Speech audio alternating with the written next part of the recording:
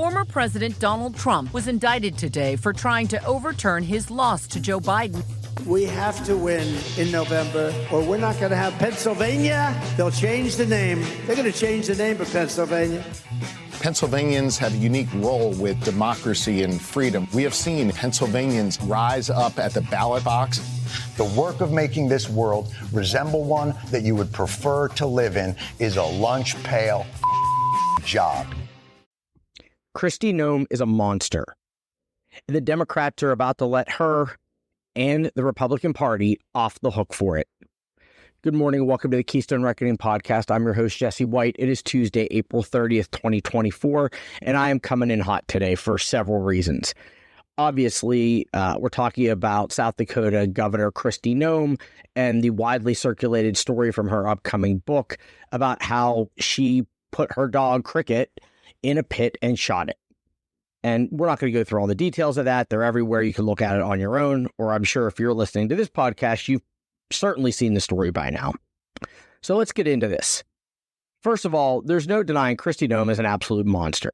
That is just a horrific thing. As someone who has owned and had to put down two dogs, one as recently as a few months ago, I could say that other than the day my grandmother died, the day I had to put my two dogs down were maybe two of the very worst days of my entire life because of what it did to me, what it did to my family, because the dogs were members of our family. And no, I'm not trying to make them out to be like they were my children or anything like that. We're not those people, but they were an indelible part of our lives. I just realized I just said indelible. My one dog's name was Delano. That was a Freudian slip there. So as a dog owner, as a human being, it's just abhorrent. Okay, we've all got that out of the way. So now the question is what comes next? And this is where the Democrats absolutely must make sure that there is a price to be paid for this politically. And let me explain what I mean. And then let's look at why it isn't happening. So we're now seeing, because of what Noem has done has been so universally criticized, which I don't know what she was possibly thinking. Apparently, the story has been going around South Dakota for quite a while. She was in the running to be vetted as one of Trump's VP candidates. I think she was probably in the top couple of choices, and maybe she knew that this was going to come out and wanted to get out ahead of it. Even still, that is I don't know. My thought, if I had to choose between being Trump's VP and having this hanging around my neck publicly and not being Trump's VP and no one knowing about it, I think I'd take the latter for many reasons. But it goes to the point. This wasn't so much of a story of a bad person making a bad decision. This is a story of character, of personal character, what kind of person this is. Because this is, that is a sociopath, someone that feels no empathy, right? There's also another story about her killing goats. But the fact that she could do it and then talk about it and then put it in print and then now go on social media and try to defend it. And she actually said that one of the quotes was that Cricket was the picture of pure joy. Well, if he was the picture of pure joy, you know what I do to something in my life that's not a picture of pure joy? I don't put it in a gravel pit and put a bullet in it. I don't know. Maybe that's just me. But that is the mark of a sociopath. And it is a telling indicator that this person, who has been the same person, right? Just because no one knew this story publicly doesn't mean she was, she wasn't this person. This didn't happen yesterday. That she was the sexy, and I mean that not in a physical because she's a female way, because she was this kind of, Sarah Palin-esque, Sarah Palin for the new era, for the MAGA era, or whatever you want to say. But she was this, this front runner that was going to put some energy into it and help propel the ticket for Trump, help obviously with women voters, which they see to be a huge, women voters are the election in this November. So she was a front runner. She was the next big thing. This is who she had been all along. The Democrats must capitalize on that. And by capitalize on it, I mean from a messaging point of view. And here's the thing. You don't need to sensationalize this one. You don't need to stretch it. You don't need to go above and beyond to try to make it out to something that it's not. It's her own damn words. It is her own words. This is as simple as it gets. This story came out over the weekend or the end of last week. How in the world we did not wake up Monday morning to ads from every progressive group on the planet using this incident, talking about it, using her own words, juxtaposed against quotes that Trump has said about her being wonderful, of which there's a million of them, and using it to make the very clear point that there is the values of these people cannot be reconciled. How in the world did that not happen? I don't know. Because here's what I do know. And I've said it before, and I'll be saying it nonstop forever until it becomes not true. Republicans are so good at these simple, short messages. They're bumper sticker campaigning. And in a lot of ways, they take non sequiturs and then find a way to tie them back to the candidate or the campaign or not. Sometimes it's about changing the narrative, right? Look at what they're doing right now. Trump, first president ever to be sitting through a criminal trial. Everything that goes with it, the way he's conducted himself, falling asleep, acting like an idiot outside the courthouse, probably committing contempt of the gag order left, right, and center. Bad narrative, right? In any other era, that would be a disqualifying narrative for a presidential candidate, for any candidate. But now, the Republicans and their operation have managed to, first of all, part of the problem is it's become normalized with Trump, right? That's a problem that it's just really hard to deal with. It's been a problem for years, but they've been able now. I was at the gym this morning. I look at the news. All it is campus protesters. That's a whole other issue for a whole other day. I'm not saying it's the campus protests are a bad thing. I want to be very clear about that. But they are taking something out there, twisting it to their own narrative, and it's the Occupy argument all over again, right? A bunch of dirty kids living in their parents' basements or living in dorms at these liberal arts colleges, being destructive and doing whatever, cherry picking the narrative. They're forming a narrative. They're making it out to be something that will stick with voters because they're going to see it again between now and November. I just read an article this morning that there's a Trump-aligned group that is running wildly bigoted ads in black markets, including here in Pennsylvania, to try to convince black voters that Joe Biden is responsible for M13 bringing fentanyl across the border and everything under the planet. They're crafting a narrative. It doesn't have to be accurate. In this case, it's wildly inaccurate. It's totally wrong. But this is where the fury really rises. This is the thing that makes me sick to my stomach, is that as Democrats, nationally, organizationally, individually, this is where our own arrogance and our own hubris and our own, quite frankly, disconnect allows the Republicans to be able to do this. We look at them, and it was in all the articles this morning and everything I read. As I'm eating breakfast in the morning, I read all the things.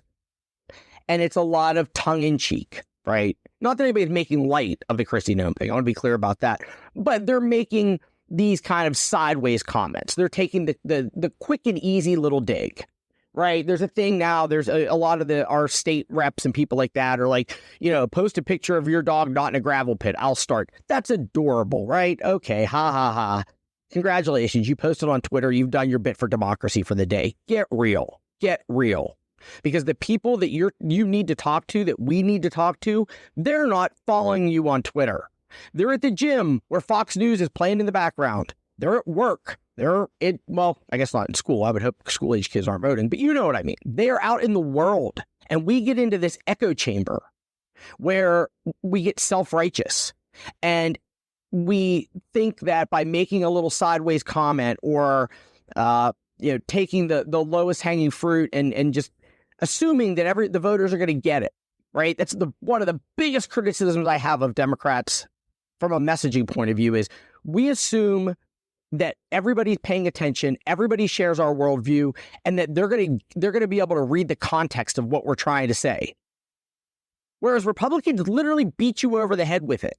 And then Democrats get all frustrated about why our message doesn't stick compared to theirs. Because they're better at telling it, they're better at reinforcing it.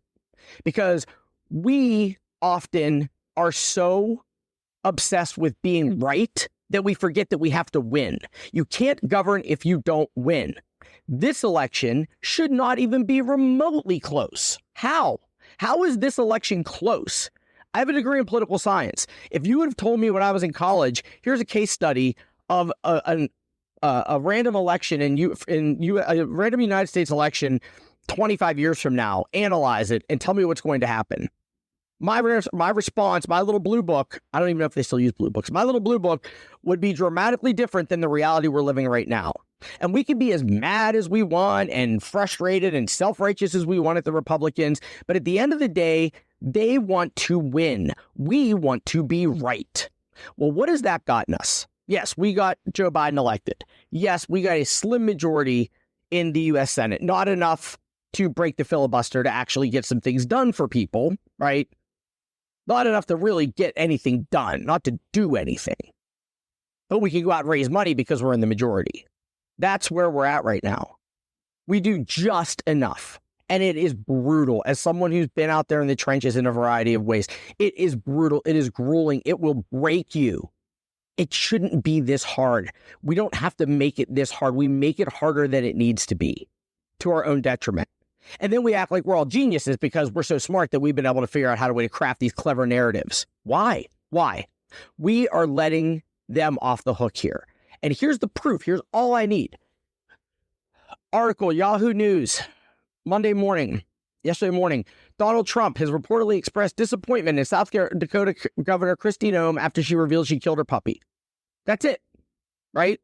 An insider said, quote, she was already unlikely to be picked as VP, which I don't buy, but had a shot. After this, it's just impossible. Another source told the publication that the former president likes Kristi a lot, but was very disappointed, quote, to hear the story about her dog. See what they did there?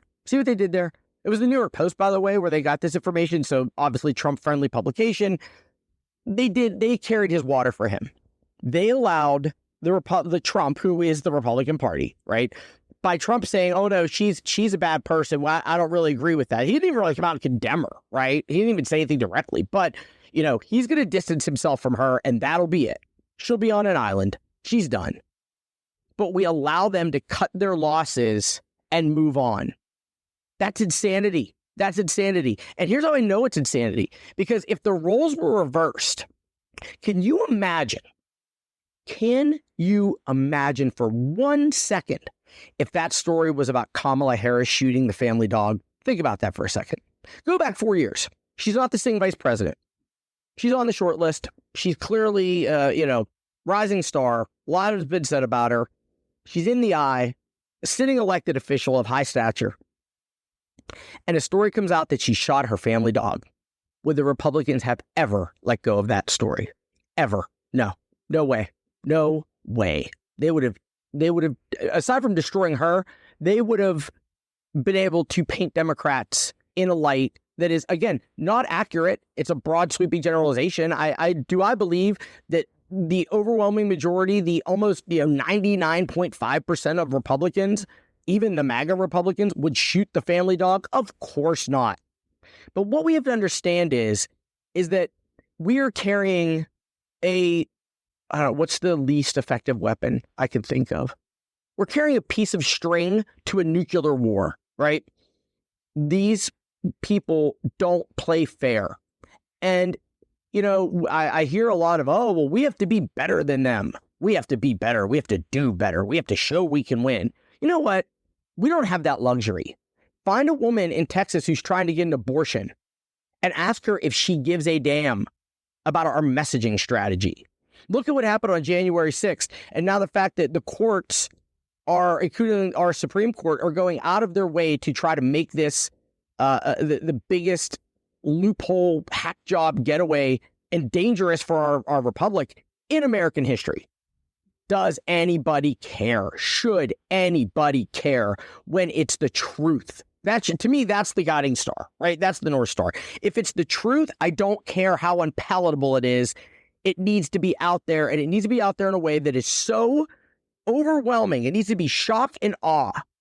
and make sure the voters don't forget. Screw the press releases, screw the little tweets, screw the I'm disappointed. You need to tether Donald Trump and the Republicans to what Kristi Noem did, and you need to make them pay for it politically. And if that sounds callous, I don't care. I do not care. I want to win the damn election. I want to win Congress. I want to win the presidency. I want to win state legislatures. I want to be in a position where I don't have to get up every morning, look at my kids across the breakfast table, and wonder what the hell kind of country they are about to inherit. That's it. It's that simple.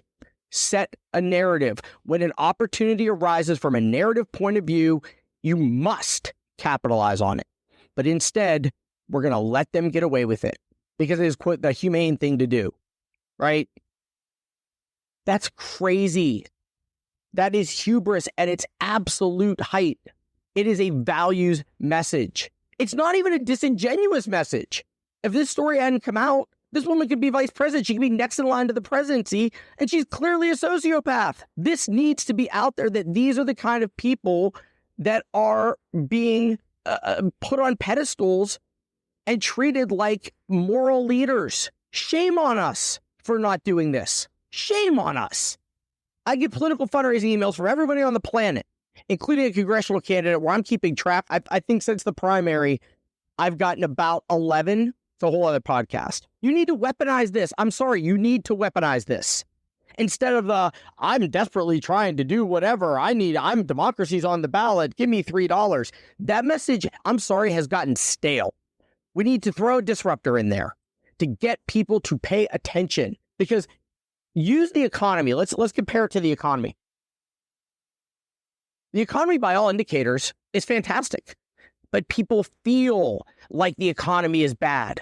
They feel it because voters vote and make decisions and form their opinions based on emotion, not fact. As much as Democrats would love for it to be the opposite, and so would I. Look at COVID.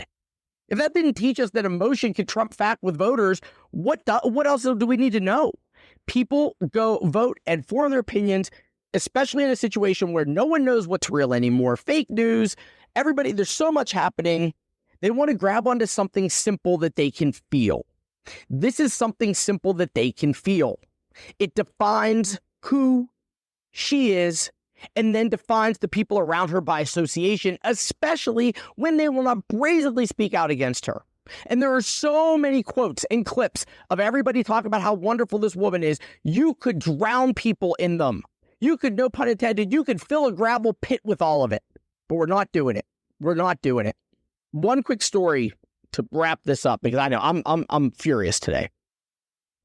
And this is how I know you don't mess with people's dogs. And I'm not just saying this as a dog owner. In 2010, I had my first real re-election in the state house. They targeted my seat. It was the Tea Party year.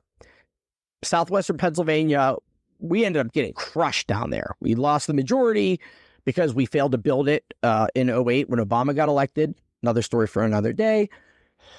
Everybody was in trouble. And my opponent, who ironically ended up endorsing me in 2012, my Republican opponent, was a 50-some-year-old business guy. Not a bad person, certainly not like a MAGA crazy or anything like that. But he was my opponent. And it was one of those things where they told him, stay home, stay out of trouble. We're just going to throw a ton of money against this guy and try to take him out. Right. So it was a real race and I had to take it seriously. So the mail consultants were like, you need to do 15 pieces of direct mail about issues and you know, all the things that you normally get. And there was a lot going on that year. There was, I don't know if there was a U.S. Senate race, but I know there was a gubernatorial race. There was a lot. There was a lot happening in 2010. And so people were getting tons of mail and all that stuff. And when we did our mail plan, which cost like an absolute fortune that I didn't have, I wanted to add a piece. I was single at the time. I actually was divorced and hadn't met or been with my current wife yet. And I was living with my two dogs, Abby and Delano. And I would take them places. And as part of my social media, I would, have them featured. They actually had their own page. They still have it, actually, I think. So they were everywhere. And I made them part of who I was, and because they were part of who I was. It's who I was spending my time with.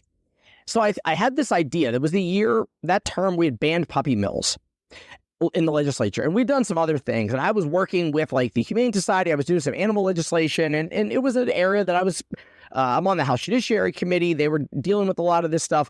It was kind of a little bit of compared to all the environmental stuff I was doing, which was just brutally hard.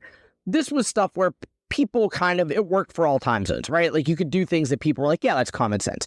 So I had this idea that I was going to do a piece of direct mail from my dogs, right? I wanted to do something different, something kind of fun, but still talk about some things that would just kind of break up the monotony.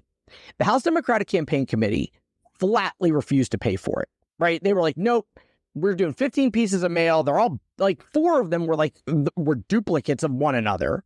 But they're like, we're absolutely not doing this. Okay, fine.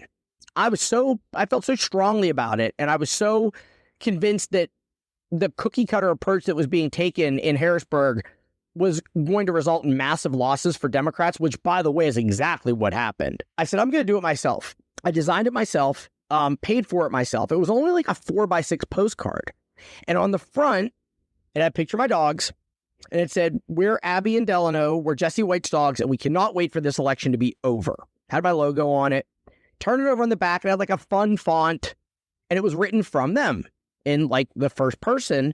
And it was like, this election stinks. Like Jesse's not home as much. We're not getting to go on as many walks. He's tired when he comes home. But we get it because he passed, he banned puppy mills. He did this. So then I flipped it into some policy stuff, right? And then it ends with, for God's sakes, will you just elect this guy so we can get our owner back? And he can go back to and doing things to help dog owners or dogs like us. Fun. Little paw print at the bottom. Then, to keep costs down, I went to the county sheriff's offices, got the list of dog owners, that dog licenses, cross-referenced it against my super voter list, like by hand, and sent it out to that group. So it was maybe like 5,000 people in a voting universe of, 30,000, 25,000. It was by far the most effective piece of political mail I've ever done. The feedback was instant and universally positive. People loved it because it was different and it showed something they could connect to. They were dog owners. They got it. I wasn't just some politician asking for a vote. I was relating to them in a way they understood and touching a nerve, not in a bad way, but touching a nerve that they cared about deeply. And it worked. Oh, and by the way, the next campaign cycle, some of the very same people who I had to go to war with inside the party to try to get that piece done and they still wouldn't pay for it, started putting out that exact same piece and were suddenly praised as geniuses and won a bunch of awards for it. But my thoughts on some of that stuff can wait for another day. Let's stay focused here. The point being, people care about their dogs. And how people treat a dog is a value statement of the highest magnitude. And the Republicans have just failed that value statement, that values test, in a horrific way. But it will only mean anything politically if we make them pay for it. And it is not callous political messaging that you could turn your nose up at. It is the kind of thing that people care about. And it is important because it is keeping people who would do that sort of thing out of office, because if that's what they'll do to a dog, think of what they'll do to a person, specifically someone that they devalue as a human being, which is what the Republicans under Trump have made an art form. We are no longer opponents. We are enemies. It doesn't matter what happens to us. If they could, they would gladly take some Democrats and put them in a gravel pit and shoot them. Do you know how I know? Because they basically come out and say it. They attack our Capitol. They cause violence. They incite violence. And that's at the top. So wake up. Seize the moment. Seize the narrative. For the love of God, just for one time, play the game the way that we are being forced to play it so we can win. This has been the Keystone Marketing Podcast. Been Jesse White. And yeah, I'm still hot. Have a great day. Well, that's it then. And we've saved people the trouble of voting. What's next? Our point is that it's... I understood the point. We're going to South Carolina to set up Illinois. When I ask what's next, it means I'm ready to move on to other things. So, what's next? We're done. Fantastic.